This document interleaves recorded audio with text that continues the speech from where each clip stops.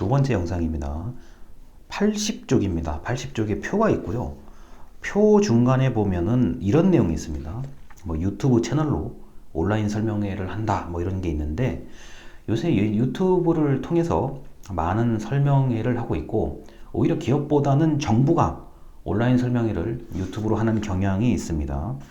자, 기업 입장에서는 이런 거예요. 유튜브 채널을 가동을 해서 영상을 올리고 보여주는 게 과연 고객이나 소비자들한테 얼마나 그게 득이 될 거냐, 그리고 그것이 어떤 기업의 매출로 이어질 거냐, 이거를 고민하거든요. 근데 이제 정부 같은 경우는 무조건 공개를 해야 되는 것들이 있어요. 그렇다 보니까 돈이 좀 들고 시간이 들고 노력이 들더라도 유튜브 채널을 일단 가동을 하죠. 그게 이제 기업과 정부의 차이입니다. 기업은 굳이 이렇게까지 해서 돈을 벌 게 아니면 굳이 뭐 투입했는데 뭐 유튜브에 뭐 구독자도 별로 없고 좋아요도 몇 개 없으면 굳이 그걸 할 이유가 없죠.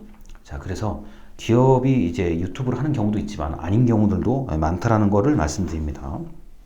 자, 그리고 그 82쪽에 보면은 그뭐 언택트 소사이어티, 자, 우리가 비대면 사회에 문제가 뭐 있다라고 돼 있는데, 중간에 이런 얘기가 있어요. 관리 감독에 대한 일각의 우려가 여전히 있고, 인터넷 접속의 오류, 그리고 가끔 어떤 기기, 정보통신 기술적 문제들이 발생할 수 있다라고 되어 있습니다.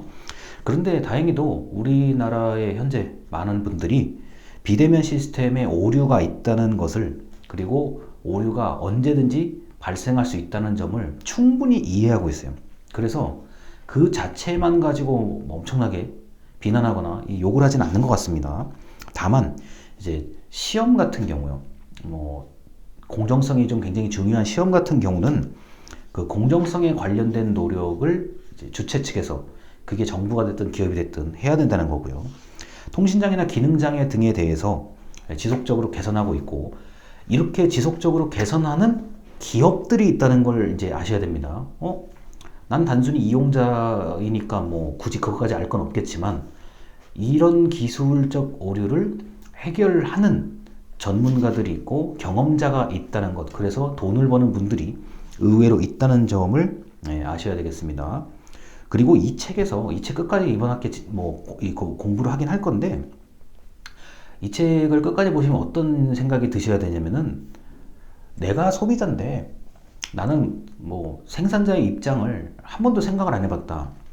그런데 이 책에 등장하는 거의 모든 그 기업이, 거의 모든 기업은 다 뭔가를 만들어내고, 그 다음에 동시에 소비자가 되기도 하고, 또 개선할 것, 불편한 것을 좀 괜찮게 하는 것, 이런 거 전부 다 기업이 어느 분야에나 하나씩은 다 있다는 거를 알아두시면 좋겠어요.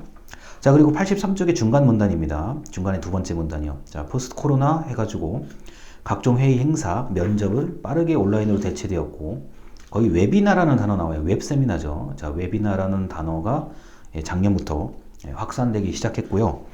저도 이제 웹세미나를 관리하고 개최한 경험이 있기는 하지만, 이것을 전문적으로 하는 기업들이 최근에 많은 돈을 벌고 있습니다. 왜냐면은 국내 전체를 대상으로 하는 세미나도 있을 뿐더러, 반대로 이제 국제 뭐 학술 대회라든가 이런 경우는 이제 외국의 시차까지 다 고려를 해서 이제 작업을 해야 되기 때문에, 그리고 자, 통역을 하시는 분들도 배치가 돼야 되는 경우가 있습니다. 그러다 보니까 웹세미나를 개최하고 이제 관리한 경험을, 만약에 이 영상을 보시는 분들께서 이제 그런 것을 겪어봤다면 한 번쯤 자기소개서나 면접에서 얘기할 수가 있습니다. 자, 말하고 듣는 요령을 고민하는 것. 제가 이제 여러분들에게 강의하는 게 보통 10분 정도의 그 시간을 가지고 얘기를 하는데, 어떻게 말하고 어떻게 들을지에 대한 요령을 좀 고민을 해보시면 좋을 것 같아요. 제가 항상 얘기하지만 간단하고 분명한 거, 간단 명료한 대화를 하려고 합니다. 특히나 그 통신장애라든가 뭐 기기마다의 성능이 좀 차이가 있기 때문에, 제가 제대로 얘기를 하지 않고 제가 제대로 듣지 못하면 이게 큰 실수를 할 수 있다는 점. 그래서 여러분들도 이 웹세미나, 웨비나를 할 때 내가 어떻게 준비를 하고, 내가 어떻게 말을 하고, 내가 어떻게 들을지에 대해서 한 번쯤 고민을 해보셔야 됩니다. 자, 그리고 이제 뭐 이런 게 있죠. 그 84쪽에 위에서 7번째 줄을 보면은 영어 단어가 하나 나와요. 자, 언택트 디바이드라고 하는데, 자, 이거는 이제 그 행정학 전공에서는 이제 디지털 디바이드라고 얘기하고, 이걸 뭐 다른 말로는 양극화라고 얘기하죠. 그래서 그 정도가 있다는 거를 아시면 되겠고요. 자, 그리고 85쪽입니다. 85쪽에 셋째라고 되어 있는 부분이 있어요. 자, 취업준비생이 언택트 채용을 선호하는 이유는 더 많은 응시 기회가 주어진다라고 하는데, 이거는 이제 약간 다를 수가 있습니다. 내가 좀 준비가 되어 있다고 하면은, 지난주 영상에서도 말씀드렸지만, 일단 원서를 자 접수하고 좀 생각할 수가 있죠. 내가 좀 준비가 됐다고 하면은. 근데 그게 아니라고 하면은 응시의 기회가 많아도 그 응시 기회를 살리지 못할 수 있다는 점이, 그게 좀 문제입니다.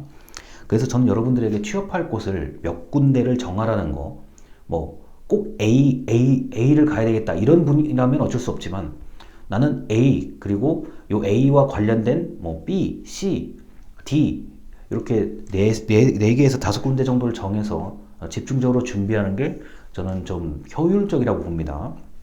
물론 원론적인 차원에서는 이렇죠. 그 내가 어떤 분야를 좀 가야 될지, 이 첫 분야가 굉장히 중요하거든요. 그래서 어느 분야로 가야 될지에 대해서 한 번쯤 고민을 해보시면 좋을 것 같습니다. 특히나 지금 저학년 입장에서는 일단 뭐 다양한 경험이나 뭔가를 해보는 게 더 중요한 거고, 이제 4학년 그리고 졸업을 앞둔 분들은 뭐 그런 경험은 경험대로 하는 거고, 또 취업 준비는 취업 준비대로 해야 된다는 거를 말씀을 드릴게요. 이게 너무 범위가 넓으면 준비하기가 곤란하기 때문에 사전에 자기 분석이 필요하다는 것까지 좀 원론적인 얘기를 말씀드리겠습니다. 그래서 오늘 같은 경우는 책에 있는 얘기는 이 정도고요. 그 다음 영상부터 굉장히 이 책에 없는 얘기들, 그리고 굳이 온라인과 오프라인 다 구분 없이 반드시 여러분들이 고민을 하고 준비를 해야 되는 내용을 말씀드리겠습니다. 여기까지입니다. 감사합니다.